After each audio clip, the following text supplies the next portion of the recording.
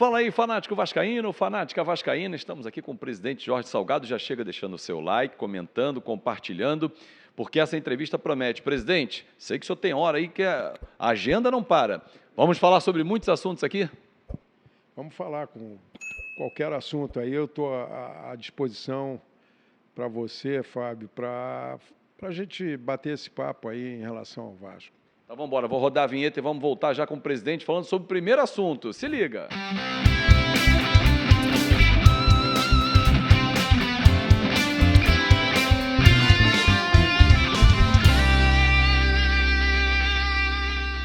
Vocês já repararam que tem aparecido uma bet nova todo dia? Vai dizer que você não faria uma bet? Porque a bet faria. Mas só a Bebeto Bet e a bet do Bebeto! E a Bet Jamaica tem um tchan a mais! E se todo mundo tem uma bet, tá na hora de conhecer a bet de todo mundo. Esportes da Sorte, o melhor de cada bet e muito mais. É entretenimento puro! Então não esquece, Esportes da Sorte é muito mais que bet. Na semana passada, o senhor deu uma entrevista, inclusive, para o Wellington Campos, grande Wellington, tem um canal muito legal também aqui no YouTube, e o senhor falava sobre as reuniões que estão avançando, e eu tenho uma informação de que há uma expectativa de vocês em relação ao mês de agosto, que é o mês de aniversário, de apresentar definitivamente o projeto da reforma de São Januário. O que o senhor pode passar para o torcedor? Porque, claro que remete a um passado de vários projetos que já aconteceram. Por que ele pode acreditar que agora vai sair a reforma? Bom, Fábio, a gente começou logo que eu iniciei o mandato, eu procurei o Eduardo para conversar exatamente sobre a reforma de São Januário, né? Porque o Vasco tem um projeto pronto, definido.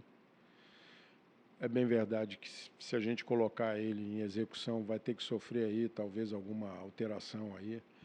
Mas, enfim, e o Eduardo, desde o início, ele se comprometeu a ajudar o Vasco. Falou, Salgado, eu vou tentar te ajudar de alguma maneira. A única coisa que eu posso antecipar a você é que, infelizmente, eu não tenho dinheiro para dar para o Vasco. Isso aí eu não tenho. Mas o que eu puder fazer para ajudar o Vasco... E aí a gente começou a conversar, a conversa foi evoluindo, e hoje como é que está essa conversa? O Eduardo está mandando um projeto, a Prefeitura vai mandar um projeto para a Câmara dos Vereadores, concedendo um crédito de construção para São Januário.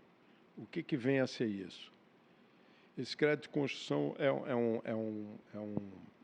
uma medida de construção que o Vasco teria se pudesse fazer, tá? Então, a partir desse crédito de construção, a partir do momento que o decreto vai para a Câmara dos Vereadores e ele é aprovado, o Vasco tem um crédito de construção e eu vou para o mercado com esse crédito de construção para vender ele para aquelas empresas de construtoras que têm necessidade de ter esse crédito para construir em alguma outra área da cidade com um gabarito um pouco maior. Então, isso está muito próximo de acontecer, está no final isso. Agora, eu precisar se vai ser exatamente coincidir ali com a data de aniversário do clube, eu espero que sim. Existe uma indicação que possa acontecer isso. Eu ficaria imensamente realizado e satisfeito terminar o meu mandato com isso aí praticamente realizado e encaminhado.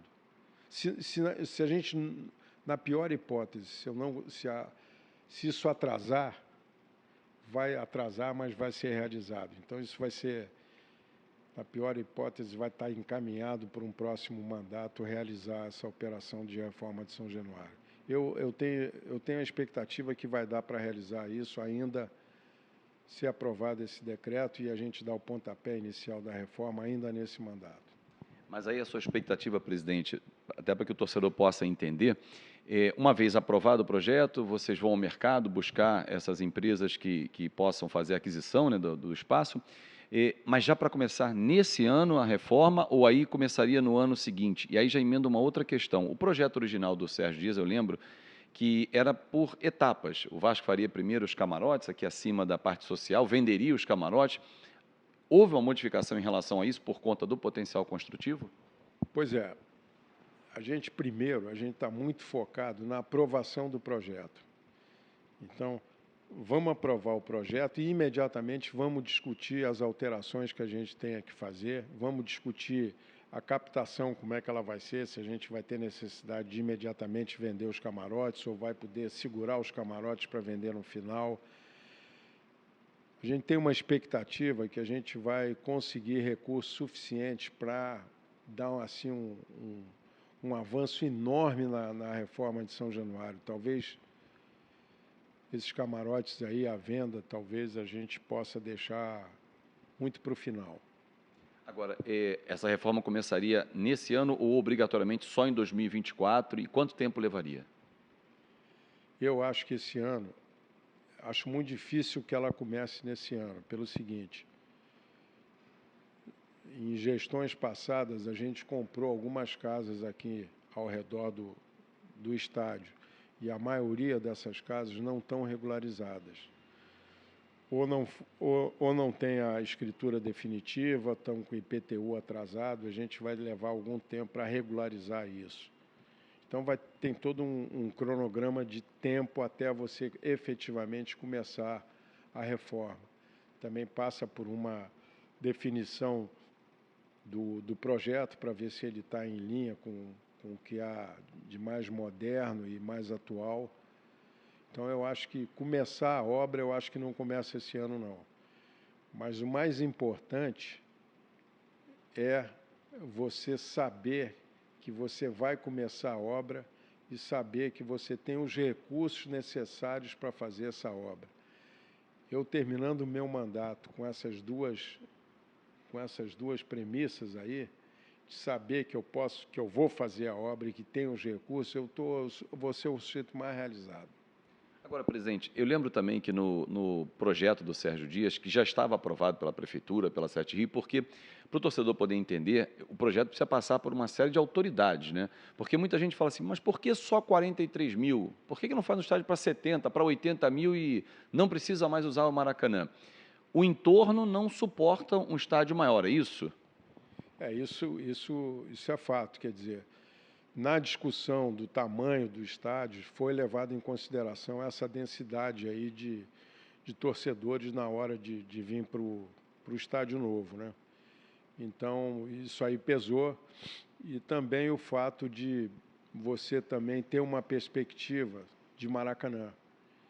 Então, a gente vai ter, esse número é um número que é um número bom, um número ideal, não é um número muito... Não é um número, digamos assim, não é um número de Maracanã, mas é um número de arenas modernas, como o Beira-Rio, como o Grêmio, como essa arena do Palmeiras. E é uma capacidade de estádio que te permite fazer jogos da Libertadores da América. E agora também com a nossa missão aí de entrar no Maracanã também, a gente vai balancear, vai jogar muito no estádio novo e vai algumas partidas com público que a gente sabe que está acima da capacidade, a gente vai para o Maracanã. Falando em Maracanã, presidente, como é que o senhor acompanha como presidente do Vasco? É integrante da SAF também, porque o Vasco é integrante da SAF, a Vasco SAF, tem 30% das ações. Essa discussão toda em torno do Maracanã, houve agora um acordo com o Flamengo para que os dois jogos tenham divisão de renda, de público, algo que não aconteceu com o Fluminense, muita reclamação dos torcedores, que ficaram num espaço muito pequeno, com uma parte até um alumínio ali atrapalhando a visão. Como é que o senhor enxerga essa discussão em torno do Maracanã? Bom, eu acho a discussão inteiramente válida, né? O Vasco não pode, olhando para frente, para o seu futuro, ele não pode ficar, em hipótese alguma, fora do Maracanã. Eu tentei, também, assim que eu assumi, eu tentei um acordo com o Flamengo e com o Fluminense. Falei com o Mário, falei com o Landim, propus a ele: Flamengo, você me dá 7 jogos, Fluminense, você me dá 7 jogos, eu com 14, 15 jogos, 13 jogos, eu estou satisfeito para começar uma conversa aí de Maracanã. Ah, tá, vamos ver. O tempo foi passando, a gente não conseguiu esse acordo não andou, não ficou de pé. Mas eles chegaram a lhe responder sim ou não? Não infelizmente não responderam. E aí o que acontece? Passado o tempo, entra a SAF, e aí a SAF decide, o Vasco SAF decide brigar para entrar no Maracanã. Brigar entre aspas, né? Ia ter o término da permissão do Maracanã ia acontecer, e o Vasco então ia fazer a sua proposta como fez a proposta. E aparentemente era uma proposta boa, talvez fosse até uma proposta vencedora. E aí colocaram uma série de objeções, essa proposta não foi adiante, e o Estado renovou parece que uma ou duas vezes já a permissão do Flamengo utilizar aquilo. Quer dizer, é uma situação esdrúxula, né? O Estado sabe que tem um interessado com uma proposta acabada, feita, que certamente é muito melhor do que a atual existente, e as coisas não vão adiante, né? Vão sendo proteladas. Eu acho que isso aí está se esgotando, o tempo da protelação está praticamente esgotado, vai ter que haver essa concorrência e vamos aguardar. O Vasco não quer, na concorrência, fechar o Maracanã para o Fluminense ou para o Flamengo. A gente entende que juntos a gente é uma força muito... A gente é muito maior e muito melhor para o futebol carioca, a gente está junto. Então é aguardar. Eu acho que a gente vai certamente participar do Maracanã para frente. Uma das razões ou argumentos do presidente do Fluminense, o Flamengo ainda não vi publicamente, pelo menos, se manifestar assim, mas o Fluminense já ouvi, é que, no caso, a Vasco da Gama SAF tem o interesse, através do seu parceiro 777, para utilizar para shows. O senhor já deve ter participado de várias reuniões com os investidores. O interesse número 1 é futebol ou é show no Maracanã? Ô, Fábio, sinceramente, já participei de algumas reuniões com o Vasco SAF. Esse tema do Maracanã vem à baila, mas eu nunca ouvi da parte deles a palavra show. Eu nunca ouvi que eles estariam interessados no Maracanã para fazer show. Agora, eu não posso negar, é óbvio que uma gestão de Maracanã envolve show também, por que não?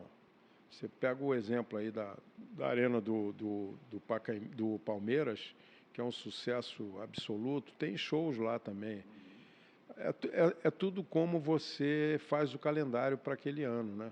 E para os anos seguintes. Você pode fazer um calendário em que você reserve algumas datas para show. Não vejo nenhuma... E seria até um desperdício. Eu acho que é má utilização de quem é gestor do Maracanã deixar de fazer show. Obviamente que o principal é você preservar o Maracanã para jogos de futebol. Isso é óbvio, né? A gente tem que olhar sempre com esse viés, né? Aquilo ali é um estádio para se praticar o futebol. Agora, não vejo nenhum impedimento aí de você, eventualmente, fazer show lá, não. Em relação aos seus 3 anos de mandato, o senhor pegou o primeiro mandato, quando o senhor assume, é logo na virada de Campeonato Brasileiro, vem um rebaixamento, uma torcida machucada, muitas questões fora das 4 linhas, justiça, eleição. Como é que foram os seus primeiros anos aqui, os 2 primeiros anos em especial, porque foram 2 anos dentro da Série B? Ô, Fábio, eu peguei aqui vamos chamar de tempestade perfeita. O que é isso? Eu assumi, o clube tinha acabado de cair para a 2ª divisão, o endividamento tinha acabado de subir de 600 e tantos milhões para 850 milhões, 830 milhões. A receita tinha acabado de cair de 240 para 150 milhões, 140 milhões. Eu tinha 10 dias ou 15 dias para montar um time para disputar a 2ª divisão, que é um campeonato completamente diferente da 1ª divisão. A maioria, eu tinha que fazer acordo com a maioria dos jogadores para dispensar eles por conta de uma folha muito menor que eu ia ter. Então, esse processo foi muito difícil. Além do mais, a gente pegou o clube com vários meses de salário atrasado. Alguns jogadores até que a gente tentou, eles rejeitaram por saberem que o Vasco estava vivendo um momento difícil, não conseguia pagar os salários em dia, então a motivação de um jogador vir para o Vasco naquela época era diferente. E aos poucos a gente foi arrumando a casa. A gente conseguiu montar uma estrutura nova no departamento de futebol. A contratação do Pássaro foi importante para mim. Ele me ajudou muito nesse primeiro ano. Ele organizou o departamento de futebol, ajudou muito. E também a gente, olhando para a área administrativa, a gente começou a fazer também uma reformulação muito grande. A gente teve que, logo no início, dispensar cerca de 200 funcionários, que não é nada agradável. A gente sofreu muito com isso, algumas ameaças, etc. E renegociamos contratos com fornecedores. Então, tudo ia acontecendo e, ao mesmo tempo, também acontecia uma pressão vindo de fora, política muito grande. O candidato perdedor fazendo narrativas, criando narrativas falsas aí, dizendo que tinha ganho a eleição, que ia voltar, que não sei o quê, e eu tendo que fazendo diversas reuniões com investidores. Isso atrapalhava na reunião, presidente? Isso atrapalhava aí muito, porque quando a gente saía do tema das projeções, etc., vinha essa conversa, mas o outro candidato está dizendo que vai ser o presidente, que vai ganhar no STF o mandato, porque a eleição dele, que é a eleição legítima, a minha eleição foi uma eleição que não é legítima, foi ganha no tapetão, não sei. Então, a gente pegou tudo que podia pegar de ruim, vamos dizer, a gente pegou no início do mandato. O Vasco perdeu negócios nessa situação? Certamente que perdeu. Perdeu investidores, pessoas que poderiam, acreditando que a gestão era aquela, poderiam se aproximar e poderiam me ajudar na captação de recursos. Mas também teve o problema da pandemia também junto, que também prejudicou. O balanço ficou pior, prejudicou. Então, foi uma tempestade perfeita. O primeiro ano foi muito difícil. E no final do campeonato, no último terço do ano do campeonato, a gente estava numa recuperação, até que veio aquele jogo com o Guarani, que o Cano me perde o pênalti. Por ironia do destino, hoje o Cano e o Fernando Diniz estão consagrados aí no futebol. Com todo o mérito, né? O Cano voltou a jogar barbaridade, o Fernando é um treinador espetacular, torço muito por ele. Então, o primeiro ano foi um ano muito difícil, tive que suportar muita coisa ruim, assim, por falta de recursos, por falta de compreensão, por calúnias, fui muito caluniado pelos adversários, por pessoas que não me conhecem, que nunca me viram, nunca conversaram comigo, que não se deram o trabalho de analisar a minha história. Eu tenho uma história aqui dentro do Vasco, de 47 anos que eu sou sócio do Vasco, ex-dirigente, fui campeão brasileiro, fui bicampeão carioca, tricampeão da Ramon de Carranza, chefiando delegação, participei da vinda do Bebeto para o Vasco. Então, é um mundo diferente hoje, né? Com as mídias, qualquer um bota uma bandeira do Vasco atrás e sai falando. Então, eu sofri muito isso, essas calúnias, essa Mas o senhor assiste ou chega para o senhor? Como é que é? O senhor é das mídias ou não? Eu assisto muito pouco, mas chegam para mim. Quando acontece das pessoas passarem dos limites, me caluniarem ou falarem em verdades, as pessoas me mostram, né?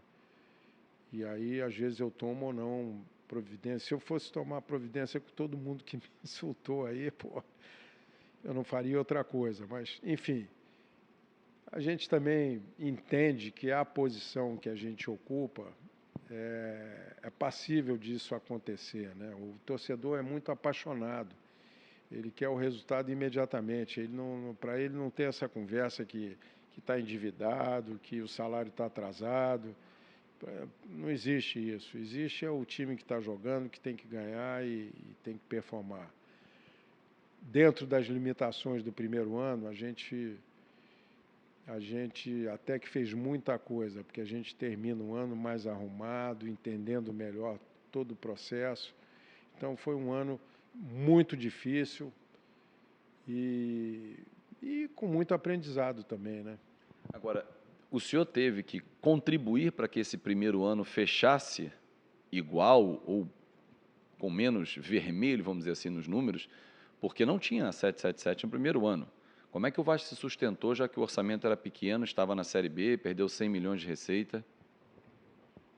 Ô, Fábio, você pode imaginar com aquele balanço, você ir no banco para tomar dinheiro, o banco não te empresta. Aquilo que você tomou emprestado, tomou, mas dinheiro novo não vem de banco. Dos agentes financeiros nos quais a gente se reuniu e conversou e projetamos o Vasco aí nos próximos 10 anos, a maioria deles, por não acreditar, e também pela situação política de momento, que era muito adversa, por causa daquilo que a gente conversou, de não, eu ganhei a eleição, eu vou assumir o Vasco. Então, isso prejudicou. Eu não tinha recursos disponíveis no mercado, nos bancos. Então, o que aconteceu? Efetivamente, eu tive que usar recursos meus para apagar determinados incêndios, coisas prementes, necessidades. O clube precisa viajar, o clube precisa pagar o salário do funcionário, o clube precisa pagar o salário do jogador, o clube precisa pagar alguma coisa que está vencendo aí, que é urgente. Então, realmente eu tive que utilizar recursos próprios para ajudar o clube, né? E foi isso que aconteceu, porque eu não tive recursos de outras fontes. Não, infelizmente, não tive. Presidente, eu sei que nesse início, por exemplo, um agente que muitos torcedores criticam, mas talvez por não saber o quanto ele já participou, aí vou falar do Carlos Leite, ele foi avalista do Vasco, na falta do crédito. Ele teve que deixar o dinheiro dele parado na conta, caso o Vasco não pagasse, utilizaria o banco, o recurso dele. Como é que foi a sua relação no início com os empresários, em especial com o Carlos Leite, que a torcida tanto critica, mas que ele já ajudou tanto o Vasco? Ô, Fábio, eu só posso, eu não tenho nenhuma crítica para fazer ao Carlos, pelo contrário. No início da nossa gestão, quando eu assumi, eu sabia que o Vasco tinha uma dívida bancária em que o Carlos Leite era o avalista. E aí ele conversou comigo sobre essa dívida, queria muito que o Vasco pagasse, o Vasco estava atrasado e, por conta disso, ele era obrigado a aportar garantias acima do que ele imaginava, etc. E sempre me cobrando uma solução para isso, com toda a razão. Ele socorreu o Vasco num momento de dificuldade, queria receber o dinheiro de volta e o Vasco não pagava os empréstimos, né? Aí eu conversei com ele muitas vezes e tal, acabei entrando junto com ele, solidário no empréstimo. Isso distensionou muito a relação, porque se o empréstimo não fosse pago, o risco não era só dele, o risco aí já estava dividido, era meu e dele. Então, isso aí melhorou muito a relação.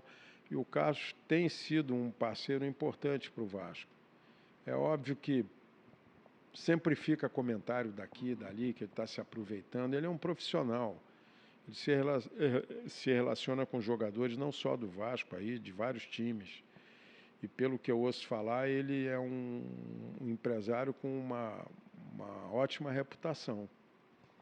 Presidente, queria falar sobre o Cano, o senhor falou ainda há pouco sobre ele, porque o torcedor pensa assim, o Vasco não fez esforço para ficar com o Cano. Podia ter ficado, olha o que o Cano está fazendo, foi goleador do Campeonato Brasileiro. No segundo ano da sua gestão, tinha acabado o contrato dele, o Vasco não tinha nenhuma condição de fazer um esforço, de buscar um parceiro, olhando para trás hoje, que recorte o senhor faz? Faria igual se fosse hoje, não hoje com a 777, mas se fosse o mesmo momento financeiro, o senhor se arrepende em relação ao Cano? Ô, Fábio, o seguinte, muito simples. não dava para ficar com o Cano em hipótese alguma. O salário do Cano, para vocês terem uma ideia, era alguma coisa aí ao redor de, sei lá, 500 mil, 600 mil. O maior salário do time que disputou a Série B era 120, 130 mil. Eu não tinha recurso, não era não querer ficar com o Cano porque ele perdeu o pênalti. Não tem nada disso. A gente gostaria de ficar com o Cano, mas não tínhamos fundos, não tínhamos recursos para bancar o Cano. A decisão dele sair foi só essa. Além do mais, ele recebe uma proposta do Fluminense.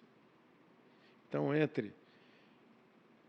a nossa decisão era que ele tinha que sair. Agora vamos pensar pelo lado do Cano. O Cano com uma proposta para renovar com o Vasco, uma proposta para renovar com o Fluminense, na primeira divisão. Então, tirem as suas conclusões. Mas a gente lamenta, né? Infelizmente, você pode ter o jogador que você pode pagar. Minha vida inteira, eu sempre pautei por aí, com responsabilidade. Eu nunca peguei um empréstimo em banco. Por que eu nunca peguei um empréstimo em banco? Porque eu nunca gastei mais do que eu podia gastar. Eu não podia gastar com o Cano 500 mil reais por mês. Simples assim. Não tinha recurso para fazer isso. Falando em recurso, presidente, na sua gestão, vários treinadores passaram por aqui, como em outras também. Mas me chamava a atenção toda vez que acontecia uma demissão e vinha um assunto à tona. Bom, o Vasco não tem multa rescisória a pagar ao treinador. Isso foi uma obrigação que o senhor fez para os contratos? Foi o Pássaro que trouxe isso? Porque na sua gestão, segundo eu sei, não há dívida com ex-treinadores, mas das outras gestões o Vasco até hoje paga. Não, todos os contratos, vamos colocar assim, todos os contratos que eu fiz com todos os treinadores que passaram, a gente colocava o seguinte: olha,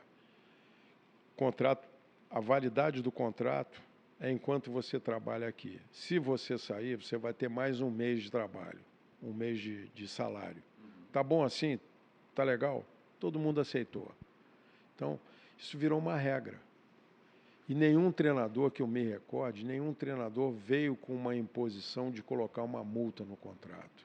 Todos eles já sabiam, pelo primeiro que entrou e saiu, todos sabiam que ao negociar o contrato seria dessa maneira. Você vai receber o teu salário normalmente e se você sair, você vai receber mais um mês de salário. Acabou.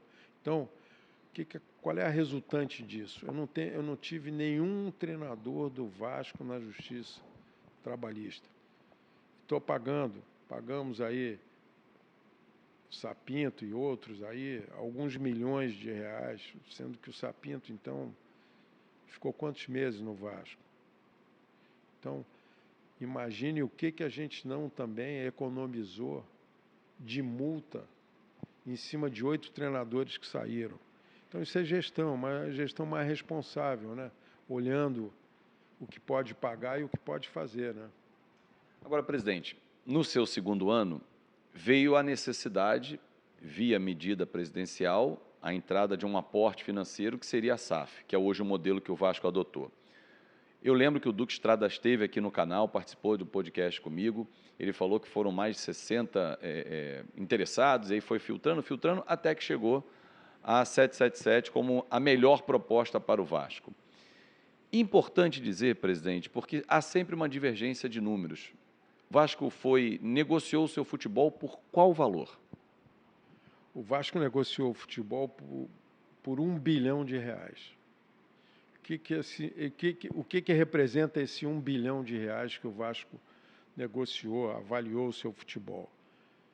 Então, a gente vende o futebol por R$1 bilhão, recebe 700 milhões em dinheiro e recebe 300 milhões em ações. Então, a operação total é R$1 bilhão. Se fala em 700, não, o Vasco vendeu por 700 milhões. Não, o Vasco não vendeu por 700 milhões. A operação é de R$1 bilhão, o Vasco recebe 700 e fica com 300. É parceiro da 777 com 300 milhões. Mas tem a questão da dívida, que é a parte ou ela soma nesse processo e vira 1 bilhão e 700? Pois é. Em relação à injeção de capital e ao valor do futebol, é 1 bilhão, o Vasco recebe 700. Em relação à dívida, a gente passa para 777 a responsabilidade pelo pagamento de 700 milhões de dívida. Então, se você somar, dá 1 bilhão e 700. E tem também uma cláusula de contrato envolvendo o Estádio São Januário. O Estádio São Januário, ou a associação, o Clube de Regata, vai fazer a reforma de São Januário, ou a SAF vai fazer a reforma. Se a SAF fizer a reforma, são mais 400 milhões de investimento na reforma de São Januário. Deu para entender? Então, esse 1.700 vai para 2 bilhões e 100, porque teria que ter um aporte para fazer a reforma. Espero que nós façamos a reforma de São Januário para agregar isso ao nosso patrimônio. Se a gente consegue isso, o nosso patrimônio pula aí para uns 800 milhões, 900 milhões de reais, patrimônio da associação. Ou seja, sem a SAF, hoje, a gente está no mês de maio de 2023. Se não tivesse a SAF sido aprovada em agosto e em setembro, começado o processo efetivamente, hoje estaríamos como? Ô, Fábio, eu não consigo nem imaginar. Seria um caos perfeito, um caos perfeito. A gente estaria com vários meses de salário atrasado, provavelmente com um time de segunda divisão na primeira divisão, um time que provavelmente não ia ter performance na primeira divisão, provavelmente ia voltar para a segunda divisão, com os salários completamente atrasados, fornecedores atrasados, dívidas bancárias, tudo atrasado. Não sei como é que seria, sinceramente, seria um caos total. O Vasco seria inviável. Agora, dentro dessa viabilidade financeira, que foi possível graças à entrada desse recurso, do parceiro que adquiriu 70%, muitos torcedores falam assim, presidente, o Vasco tem 30% e ele pode negociar, até pela lei, 20%, abrir o capital em 20%, se ele assim desejar. Hoje, a associação tem interesse em repassar esses 20% ou não? Quer continuar dona dos 30%? Com toda a transparência possível. Quando a gente fechou o balanço, a dívida contabilizada do Vasco era de 700 milhões de reais. Mas tem uma dívida, existe uma dívida oculta. O que é uma dívida oculta? Existe uma dívida de processos que ainda não foram julgados na Justiça e não estão contabilizados na dívida oficial. Então, a 777 responde por 700 milhões. E nós vamos responder por uma dívida que possa aparecer. E vai aparecer. Inclusive, a gente negociou esses 30% para ter um colchão para suportar determinadas dívidas que possam vir. Então, a tendência pode ser da gente diminuir a participação para ter que pagar alguma dívida, aí, alguma contingência que possa surgir. Isso não vai acontecer a curto prazo, vai acontecer ao longo aí de alguns anos, entendeu? O importante é que a gente está organizado pela primeira vez nos últimos sei lá quantos mil anos, a gente está pagando os salários em dia, a gente está recolhendo nossos impostos em dia, a gente vai recuperar a nossa certidão. Então, hoje a gente é um clube organizado, é um clube. Eu entro aqui em São Januário, eu fico emocionado de ver os funcionários, às vezes vêm, falam comigo, me abraçam, Salgado, que bom, a gente pela primeira vez aí recebendo tudo em dia, recebemos o 13º em dia. Plano de saúde também estão agora com plano? A SAF, o Vasco SAF tem plano de saúde, nós estamos também olhando isso para a associação.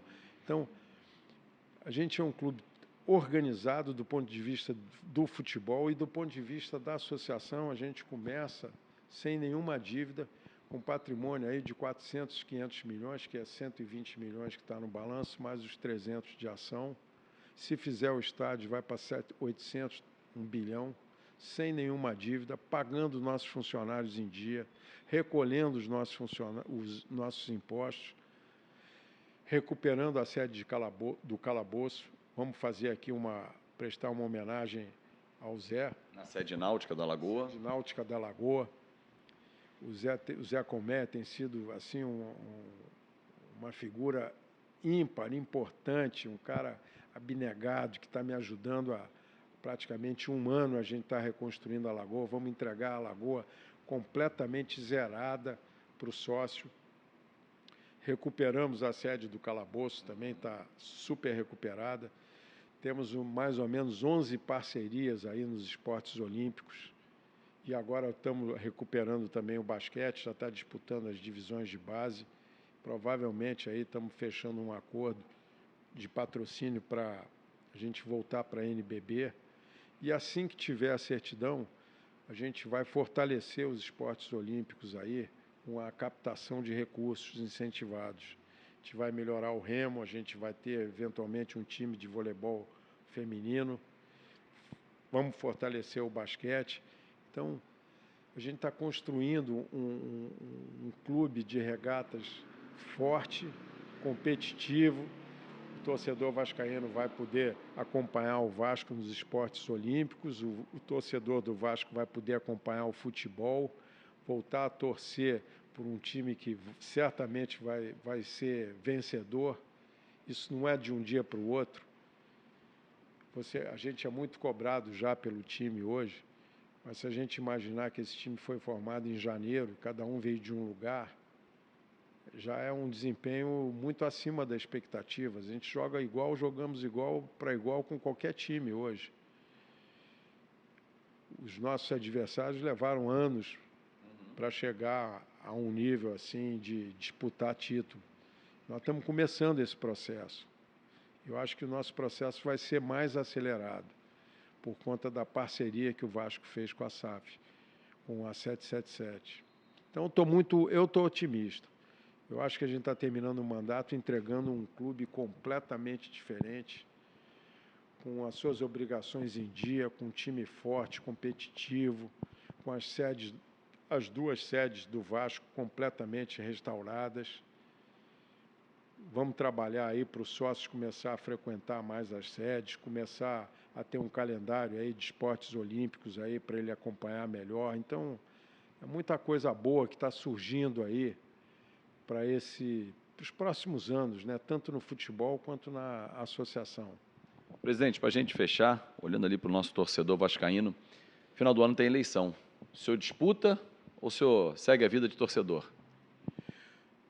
Ô, Fábio, está chegando a hora da gente definir isso, entendeu? Isso aí vai ser definido a partir de algumas conversas que eu tenho que ter com a nossa base de apoio, sentir o que é o melhor para o Vasco, mas em tese, eu não vou ser candidato.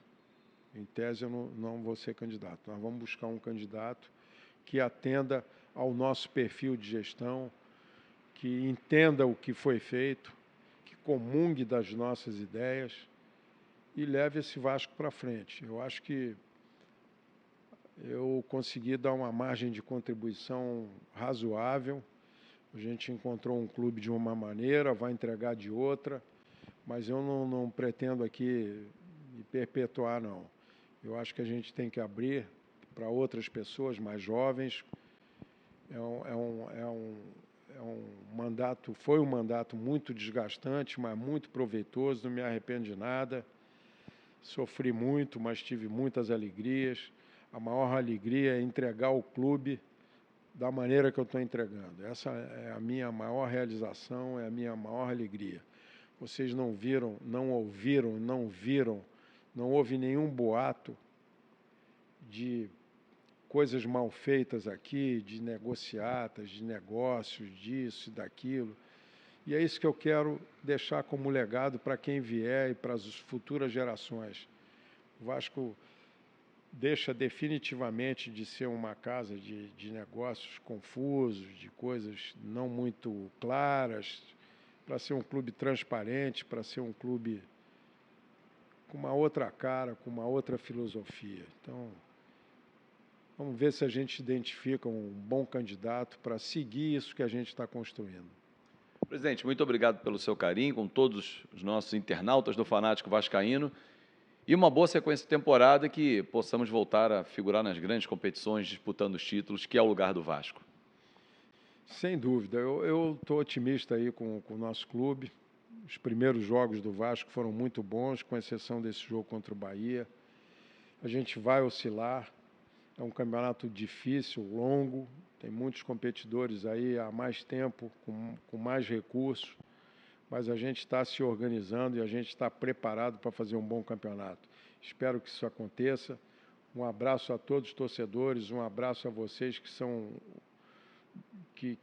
um apoio importantíssimo para nós vascaínos, para o nosso clube. E a mensagem final é uma mensagem otimista.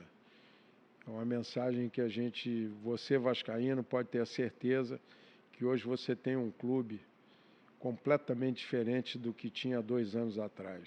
Muito mais próspero, muito mais arrumado, com muito mais potencial futuro.